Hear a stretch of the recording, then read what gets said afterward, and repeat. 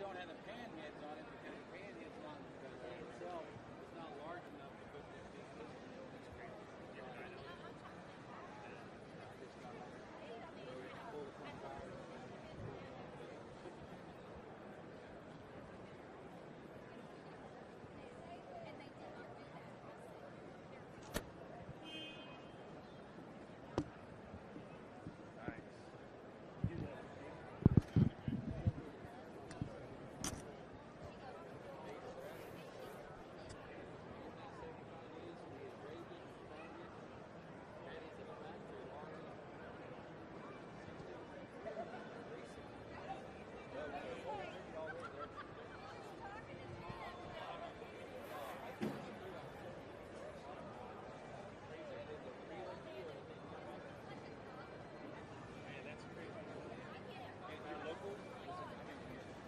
Okay, all right. Nice. Yeah, all them rings on it. Tell me about your bike. It's a 1952 FL. I have raked the frame 42 degrees. I stretched the front end 12 inches. It has the original 52 lower legs with the drum brake, and the original trees. I made the handlebars and the risers. The risers are solid brass. All the grips and the pegs and the wheel spacers are all made out of brass and have exactly the same design. I have taken the panhead engine. It is now 105 cubic inches. It has 2-inch larger pistons and 1-inch longer stroke, so it's 105 cubic inches. So I molded the frame like they did back in the day. I had to raise the center of the frame 1 inch in order for the motor to fit. And there's extremely a lot of engraved parts on the bike. I was asked to build a bike for Sturgis for the Passion Built show, and I built it in 75 days to have it sitting in Sturgis, South Dakota. And it has a racing slick on the back.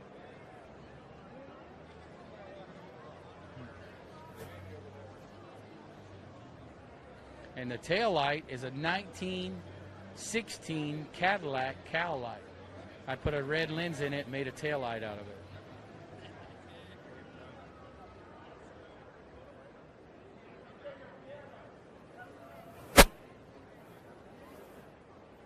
All the linkages, the brake linkage, the shifting linkages, and the sissy bar are all made out of the same metal and have the same holes drilled in them where everything comes together and matches.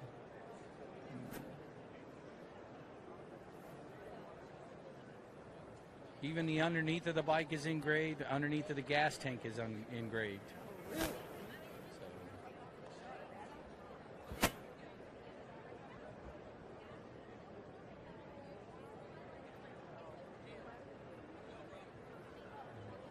See ya. I'm going to wander on down. Unless you want to talk about other people's bikes. The gentleman was right here to talk about his. I saw him. Oh my God. All right. Then tell me about your bike. I wish I could have had an earpiece to hear what Tim was saying so I could take some lessons. You know what? Here's how we do it. We just start at the top, start talking to like edge or see each piece, and we'll see where we're at. And start on the other side.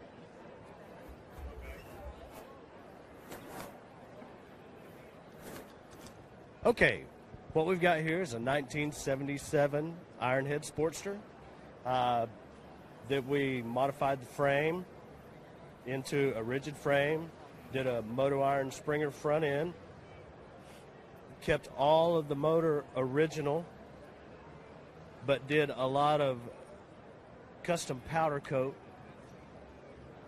in the cases covers, rocker box covers. Did point-to-point wiring on the whole thing, so there's not no factory wiring harness. Everything's wired direct. Little custom paint, custom seat, Borrowed from Indian Larry and fabbed the oil filter mount tail light license plate holder that's frame mounted rather than mounted to the axle. Powder coated in the wheels. Tell me stuff about the headlight. Oh, and Cool way of taking care of your customer. yeah, the headlight, of course, has the blue light, so you know when it's got the high beam on. But I also put kind of a dummy light for the owner for an oil pressure light. That way he wouldn't have to be looking down around his feet for an oil pressure gauge somewhere. Since we did away with speedometer, any kind of gauges that were on the bike originally, wanted to make sure he wasn't sacrificing the motor at any point. So, were there special challenges with this bike that were like kind of unique to this? The biggest challenges, at some point in time, the right foot peg mount was busted out of the case. That actually mounted in the case, so I had to come up with a way to mount the right side foot peg in a different manner because there was no fixing it in the case. So that was really the biggest challenge, and being that it's a 77 and it was all original in the motor, the powder coating process was pretty long because there's so much oil soaked into the covers that you really got to clean them up to make the powder coat take like it's supposed to and look as slick as it finally turned out. A lot of trial and error there. It's very pleasing to the eye, to this eye. Well, thank you. All right, I'm going to wander around and just do some views of the other bikes because I'm not sure I will see other builders. Anyway, but we'll see what happens. Thank All right. you. Thank you.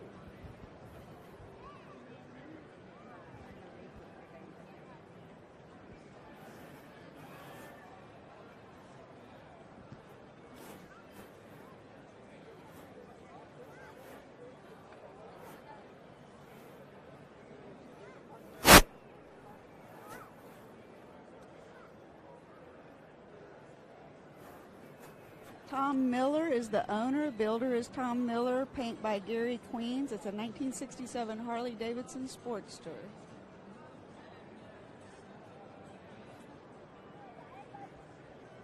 This bike is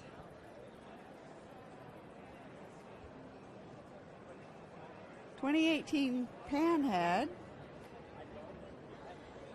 Owner Kevin Anderley and builder Kevin Anderley.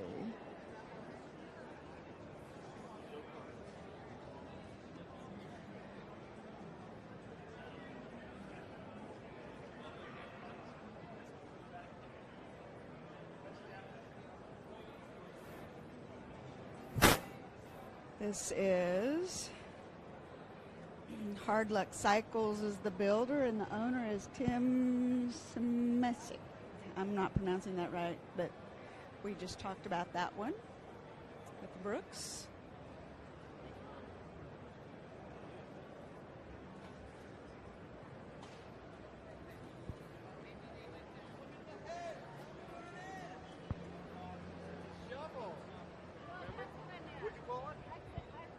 (1979) FLH, Jesse Hubbard. Here's your shovel, goes in here. Comes out there. Wow, hey, look at that. Wow. What do you want to see? Yeah, so that's a zero. Yeah. So it's just like a fat boy. Yeah, of course it is. It's just clear. Yeah, what year? 1980 Triumph. 65. Good.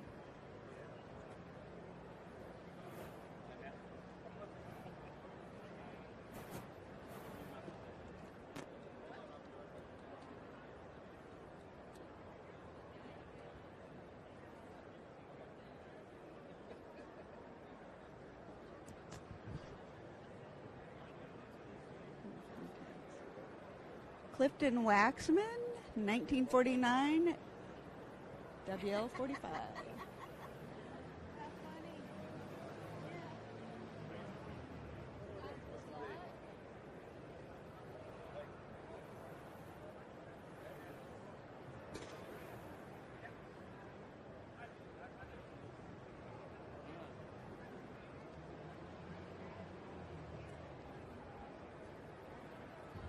(1946) Indian Chief Custom. Robert Pena is the owner, and Joe Milkey with Snapfab is the builder. Snapfab is the builder.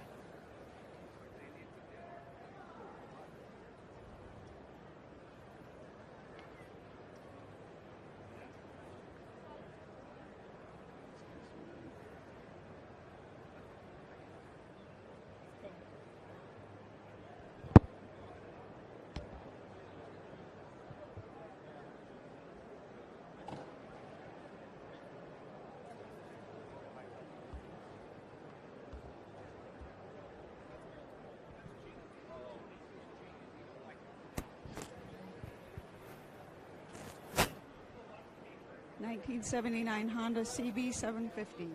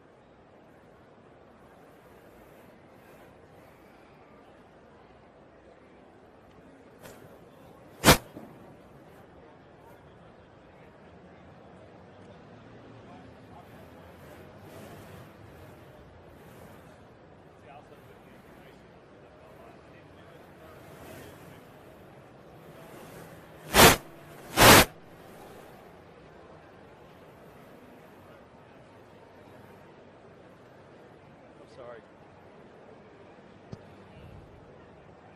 You know, get S and S maybe.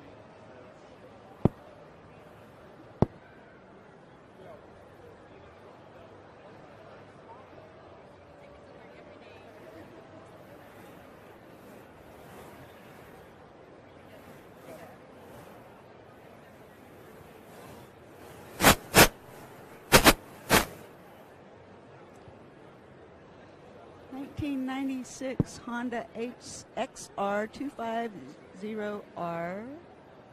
Cody Russell.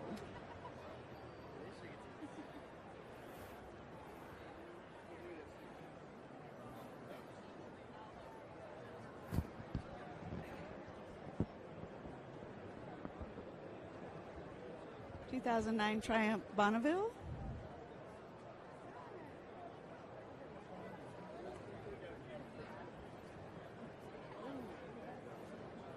This is a motorcycle missions build.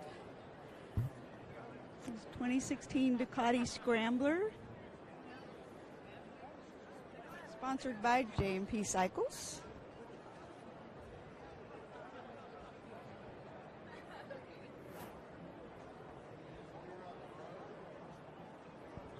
This is the 2010 Triumph Scrambler. Motorcycle missions build.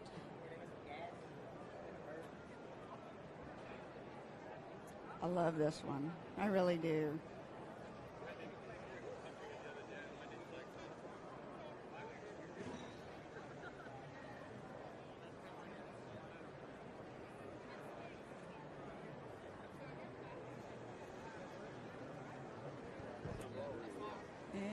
The last one of this tour is a 2006 Honda CBR 1000RR.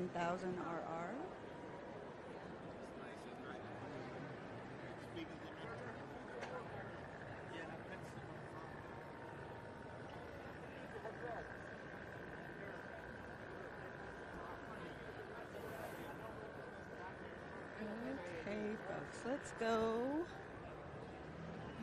We've got the North Texas Norton Owners Club is here.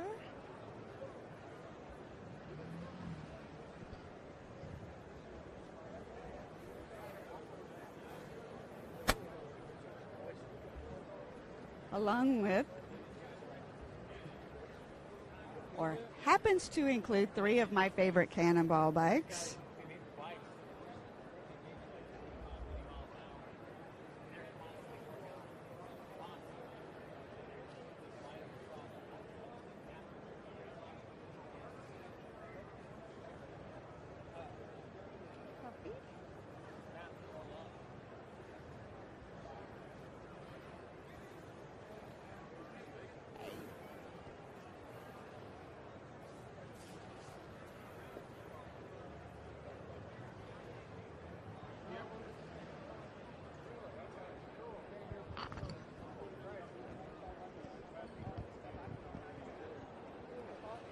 Cindy McLean told you to come by here, didn't she? She did. So who is my victim? This guy right here. Jay, come give me a tour of what's going on and tell me about the association. Come with me, Albert. I'll go with Jay. So what are we doing? I'm live. Live on Facebook. So just tell me a little bit about what you guys are doing here and what you got. Well, okay. I'm Jay Huffman. This is Albert Newman. We're with the ARMA South Central region, and we're here to promote vintage racing, all disciplines of vintage racing in Texas and the rest of the country. We brought several motorcycles over here. You can see. We'll walk around and look at them. All right. These are road race bikes that Art. This is Art over here. If you see the man in the white shirt, that's Art. Art brought it for us to look at, and he can probably tell you more about the road racing. All right, we'll sneak around here to the dirt bikes. Oh, here we go. Here's a road race. The owner, Ricky Pearson. He's one of our ARMA racers. Ricky, take the mic, Rick. Okay, all right. Tell me about your bike. Okay, this is a 1971 based Yamaha. Yes, ma'am. It's based from a R5 350 street bike, and then it has a RD 250 motor in it, and done lots of modifications to make it track ready. Had to reinforce the frame in a few spots. We've the motor is heavily ported, and so for top horsepower and speed, and it looks nothing like came out of the showroom. So it looks more like one of the factory bikes, which is just for a fraction of the cost of a factory bike.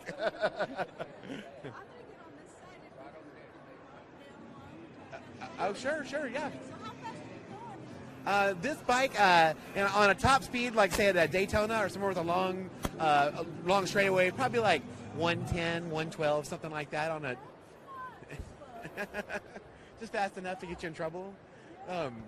So this next bike here is a Suzuki SV650. This is Art Deaton's bike, and they a lot of people like to come to the vintage races and race. A lot of the problem with when you go to vintage racing, sometimes they break down because they're old bikes, and so sometimes folks like to mix in a little bit of a modern stuff with the old, just to have some reliability. So that's why you're seeing this modern bike here. And next to is another modern Harley XR 1200, and this has been raced at Daytona at the AMA Daytona 200. Jarrett Martin, who owns the next bike here, raced it at Daytona, and that blue bike is a Triumph Thruxton. It's a 2012 street bike base that is now it's all set up for road racing. It's from racing carbs to racing suspension, fully decked out. And the bike next to this one is also a modern throwback, which is a Ducati Scrambler that is a really fine bike. It races in ARMA and CMRA, so it races with modern bikes and but has the old look. And the last one over here is another Harley here. It's the KHK. This guy's a 56, owned by Luke Connor, who's also on the board of ARMA Road Racing. And it's a nice old vintage motorcycle that you got to hang on tight, and you'll feel the frame bend while you're going around the turns. Awesome. Cheers. Thank you. Well, this, you want to, let's take a look at this little, this one over here. This is it's a hand shifter, this little Harley that we're going to take a look at here. So this is one of Art Deaton's bikes also. And what's interesting about it, and Art does still ride this bike and race it, it was a coffee table in someone's house about 6 years ago. And Art said, what the hell are you doing with this thing? And so he pulled the glass off of it, found a gas tank, and got it back to running shape. And it's one of the hand-shifting bikes. And Art races this bike now. So from coffee table to race bike, it can happen. All right, and over here to the left, this is our North Texas Norton Owners Association, and they have a very big vintage presence in not just North Texas, but the entire state of Texas. So you're going to see a lot of the Nortons and Triumphs, and they've got some interesting bikes. And I'll get you. Oh, the Cannonball bikes, yeah, they're. Oh, really? Yeah, because those are interesting in themselves, and they've actually participated in the Cannonball races. And they are not cheap motorcycles. And the fact that they're even in the United States is still shocking to me to see those bikes there. But we can, if you want to, we can look at some of the other vintage bikes here. And I'll kind of turn it back over to Jay here in a second, because Jay's kind of my mechanic, and he knows a lot more about the restoration process. But to me, this is the real star of the show, which is a 1970 DKW MX 125. Phil Pratt, I think he's out of Fort Worth. This is one of his bikes that he's had restored, and it's just in phenomenal shape, and you just don't find these very often. And Jay, you can tell them a little bit more about the DKW. Oh, okay. Well, DKW, a German motorcycle, and they were the thing that made them popular back in the day was they were so much lighter and easier to handle than the bigger four-stroke bikes that were coming out of England, and the other manufacturers soon followed their lead and made lighter two-stroke off-road motorcycles, and that's really kind of when the off-road boom started. This one is an excellent example, and if you'll notice the odd front end on it, that was a popular front end in the 60s and 70s, called a leading link front end, or a lot of people refer to it, kind of the generic name was an Earl's front end. I think the actual Earl's design is a little bit different, but that front end worked well over the bumps, but it was heavy and cumbersome, and was soon replaced by telescopic hydraulic forks, which is what we see on motorcycles now. That's about all I have on that one. I guess we can spin around and look at some of these others. Yeah. The first one here, XR75, that's a 74 model. That one is Troy Anderson brought that for us to look at, and another beautiful example of a restoration. The XR75, when they first came out, for a short period of time, really dominated the mini class at the races. Other manufacturers joined in with some lighter two-stroke 80s, the Yamaha YZ80, the RM80s, and it was quickly unseated as the mini class leader. But it still was what thousands and thousands of kids desired. They were stone reliable, and they were just a great bike to have, and there's still a lot of them around, and a lot of them still running. You can pick them up used, not this good, but you can pick them up used, same year models and everything, and you kick them one time, they start right up. It's a great thing.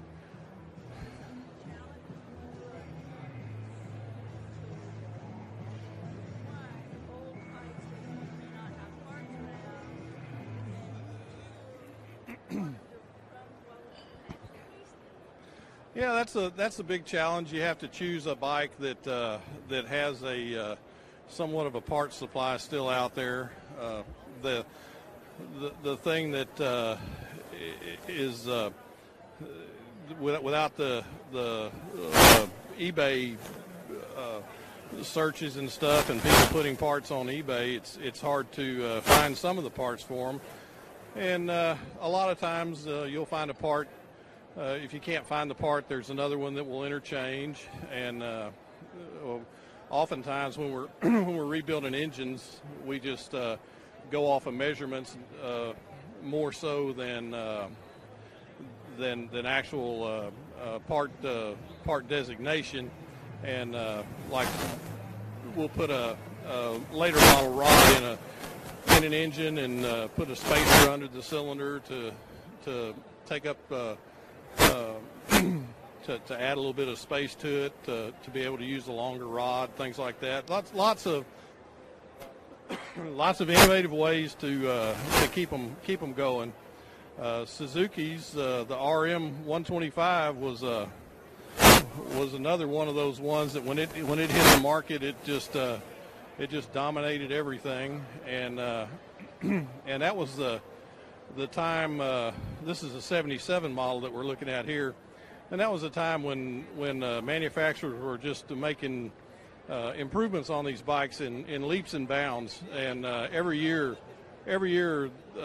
seems like the leaders of the class, Suzuki, Yamahas, Hondas, one would unseat the other as the class leader.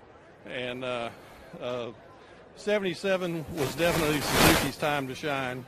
And that one won many races. This one that we're looking at here belongs to Albert, who we were talking with earlier, and he's about ready to put this one on the track. He's been working on it for quite some time, and okay, go ahead. So one of the questions that you were asking about parts availability for some of these bikes. So the little XR75, they sold a ton of those bikes, and just through eBay alone. And there are people that actually remanufactured a lot of parts for those bikes today. You can buy a gas tank that's been remanufactured and so forth. Not quite the level of auto parts replacements if you have an old Mustang or Camaro type availability, but they're out there now. And like to Jay's point, when you're trying to select one of these bikes, I go look for a bike that I know that there's high parts availability, especially if it's a 125. And oddly enough, Suzuki, many of the parts you can still order directly from Suzuki today. Practically the entire motor can be built with NOS parts straight from Suzuki, which is quite shocking. But Forks, Suzuki sold so many of these bikes. You can find them, and they were a good product, and they're easy to rebuild. Gas tanks, there's a lot of guys that can take the old aluminum gas tanks, get them smoothed out. That one was a crater case, and it looks fine now. And actually, when I race the bike, it'll have a Clark plastic tank on it. But much of the stuff you can buy aftermarket today. The fenders you can still buy from Suzuki today, and there's a guy out in California that repops those. So this little 72 Monarch, I'll let Jay kind of take back over here. Jay's built one of these before, I believe. So anyway, interesting bike. Well, the Monarch, what's that? Quick? Okay.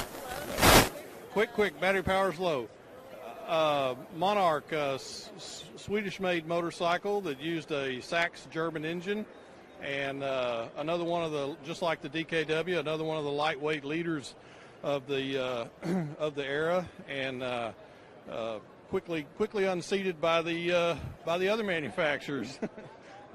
they started building light two-stroke off-road bikes, and some of these other companies quickly disappeared. But CZ, this is a 72 CZ 125, and CZ 125s were kind of rare, but CZs have been around forever. They the company actually, at the same time they built motorcycles, they built firearms, and they still build firearms.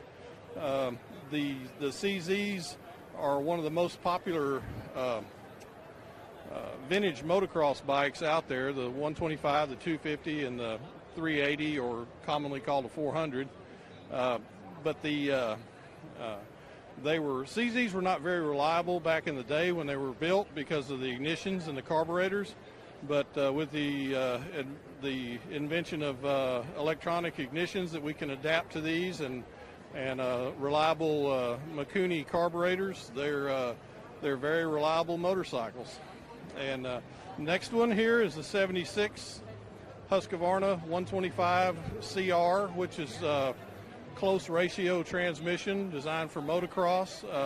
Another one of the examples of the innovations that came along in the mid 70s and early 80s. Longer travel suspension, 6-speed transmission, lightweight aluminum gas tank, and they're again another one of the rare motorcycles that to survive to this date. Not a lot of 125 Husqvarnas around. And the last one we have here is a 74 Yamaha TY 250, which was a purpose-built trials bike for competing in observed trials. And we also, along with everything else, we do observed trials in the ARMA, and this one has a custom-made one-piece fiberglass tank and seat on it. We've got some modifications to foot peg location, ignition, carburation, which makes it all more reliable and handle better in the vintage observed trials competition. There you go. Awesome. All right. Well, thanks, guys. One last question: how do people find out a little bit more about your organization? We have a Facebook page, ARMA South Central. We also I have a Facebook page, Texas Vintage Grand Prix Facebook page, and then there's another, as far as vintage trials goes, Southwest Vintage Trials Facebook page, and the ARMA page. Yeah, the ARMA website, arma.com, is arma.org, sorry, is probably the best resource for finding out information about ARMA racing and so forth. But you can Google it. We're going to set up a YouTube channel for some of our racing events and show videos from a lot of the races this year. So be watching for that. We're going to have a ARMA YouTube channel by the end of the year. All right. Well, thanks, guys. I really appreciate it.